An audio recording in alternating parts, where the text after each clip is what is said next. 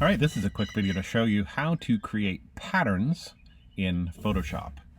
I'm going to go ahead and say create new. I've opened Photoshop here, and I'm going to work in a 1000 by 1000 space. When I create patterns, I always make sure that the space is square. So I'm going to say 1000 by 1000.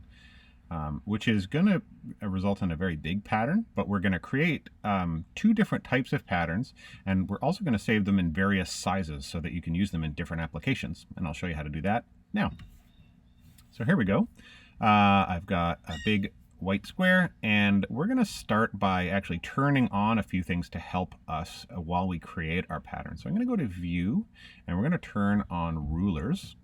And what that does is it shows me, I've got this set to pixels, so I can see 0 is here and 1000 is there, and also 0, we've got 0 on this side and 1000 down this side of the ruler too.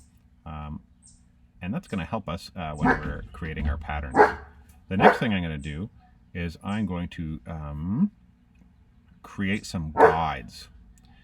And I'll show you that now. So I'm going to create a few guides to show me where to split the space up. So I'll say new guide, and I'm going to add a horizontal guide, and I'm going to position it at 0 pixels.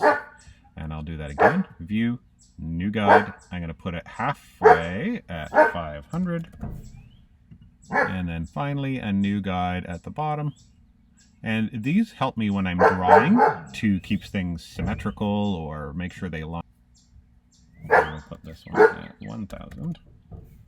Now, depending on how complex I want to make my pattern, I might put them halfway here or 1/3 or whatever. And but we'll keep it simple for this demo. View, new guide, and I'm going to put some vertical ones. So we'll put one here at 0. View.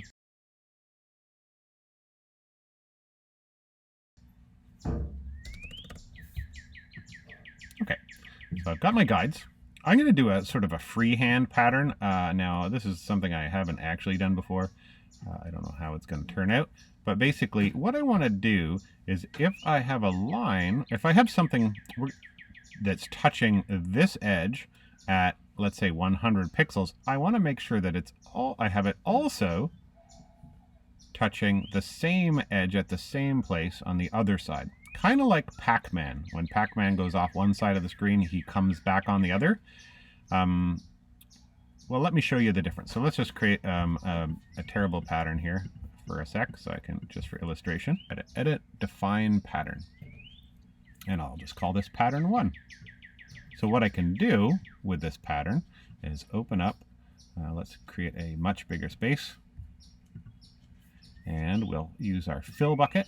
Now, our fill bucket usually is used to fill it with a whole color, but we want to fill it with a pattern. So up here, instead of filling it with the foreground color, I'm going to fill it with a pattern. And then I can choose a pattern. So there's all sorts of cool patterns. There's a leaf pattern, and there's custom patterns as well. So here's my terrible pattern I just created. So you can see it kind of cuts off here. And yes, it's a pattern, but it's not awesome. So I'm going to just undo this. And what I want to do is make sure that as my brush hits, let's say 100 pixels here, I'm going to go over to this side. I'm going to change my brush here. Just let's choose a normal brush for now. So as we hit 100 pixels on this side, we want to make sure we kind of hit 100 pixels on this side. I'm just putting it there as a guide. And maybe I do anything else with this line in between. Just making sure it goes back and hits that point. So let's say I'm going to choose another color, blue, and I'll hit 800 here. That means I'm going to also hit 800 on this side. And we'll do something at the top too. I'm just going to keep choosing new colors.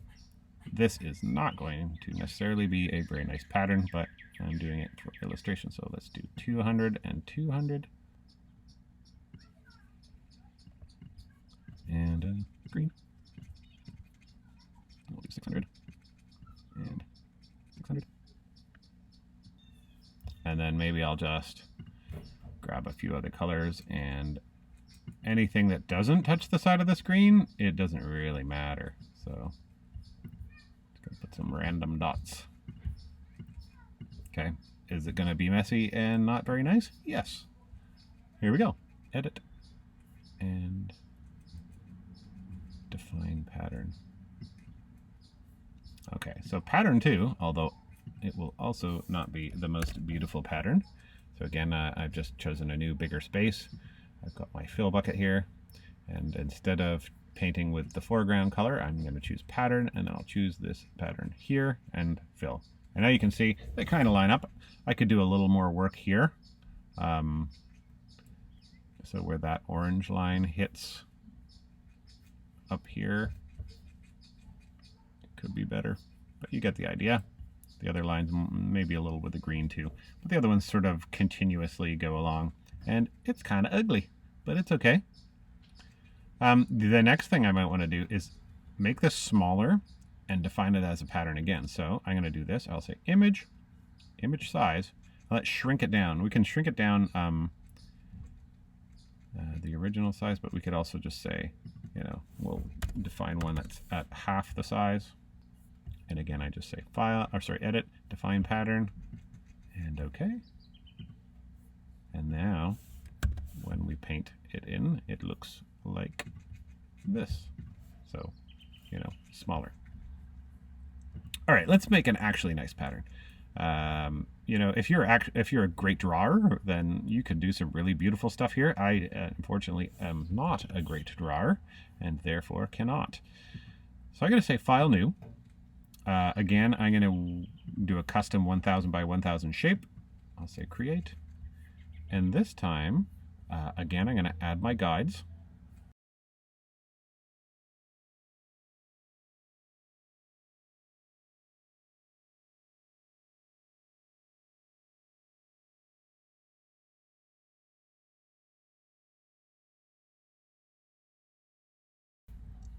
All right, I've got my guides. So now what I'm going to do, instead of freehand drawing, I'm going to use some shapes. We've got rectangles, you know, some basic shapes here, but what I'm going to do is go to the custom shape tool. I'll click there, and then when I go up and click here, there are all sorts of different types of shapes. Let me just have a look here though. So let's see what kind of shapes we have. And we've got leaves, we've got animals, we've got boats, we've got flowers, more trees. Okay, let's go ahead. I'm going to start off actually by painting the background. So let's choose a nice, I don't know, deep blue color. Oops. And we want to paint with our foreground color. So I'll paint that in there. And then I'm going to double click and choose a color that's similar but a little different. So I'm going to just kind of drag over here and say OK. Custom shape tool, and let's make like an animal kind of print. So let's choose, what's this, a lion. So I'm going to go ahead and draw a lion in, and while I draw, I'm going to hold shift and it'll maintain the aspect ratio. So there's my lion. I can move him around with this, and of course we could just put a different animal in the center here, and we'll see what that looks like. So let's do that real quick. Back to my custom shapes. Let's go ostrich. Try and make them about the same size in the space. Move them around with this one after I've drawn them. Oh, you can see what's happening here. It's adding all of them to the same layer, unfortunately. So I'm going to undo. What I need to do in Illustrator, or sorry, here in Photoshop as opposed to Illustrator, is create a new layer every time. So I want these things to appear on different layers. So I'll just do that. And now go back to my custom shape tool, and I'll draw this ostrich on a new layer. And then I'll move him. And now they'll move separately. Those lines are handy for lining things up. And now we will choose another animal. Let's go with a fox.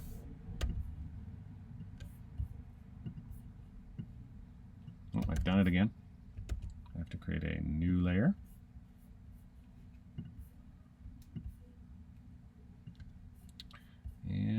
lastly, I don't know, how about an elephant?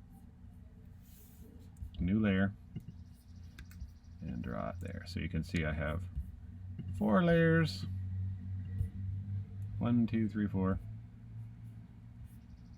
Okay, and now we'll define this as a pattern. So, edit, define pattern. And I'll say pattern 4. Okay, so now you can see when I fill my space, so I'll use my fill bucket, pattern, and choose this pattern, we get a repeating pattern of animals. It looks like it's something that could be on like a pair of kids' pajamas as an example. But let's make this more interesting. So it's fine, it repeats, but I think these would be look nicer if they were sort of offset slightly, and so that they're not in perfect columns and rows. And so what we're going to do now is we're going to move these around. So let's take our elephant, and we're going to treat this like Pac-Man, like we did before. So I'm going to take my elephant, and I'm going to move the elephant so that it's at the edge here. And what that means is we want our elephant to appear coming through the other side, and we're going to move our fox as well. I'll move the fox so that he's halfway right here on this line. Now I have snap to turned on, so if I go here, view and snap, you can see it snaps to guides, layers, document bounds. And what that means is as I get close to a guide, the middle of my fox is going to snap to this guide that I put in. That's why we put those guides there. So now I'm going to take this elephant and I'm going to duplicate this layer. So I'm going to right click over here and choose duplicate layer, and now I have another elephant. It's going to be called elephant copy. I'll say OK. Then I'm going to drag my elephant,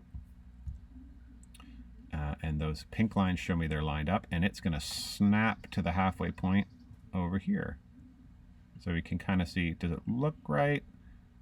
Now it looks better. So we can see the pink lines are showing me it's lined up with the other elephant, and because it's snapped to the halfway point of the elephant, you can see a bit of his leg is hanging off. So this should probably work. Sometimes this can be a little tricky to get right. All right, let's define this as a pattern and see what the difference is. Edit, define pattern, pattern 5, sure, okay. And now, let me undo,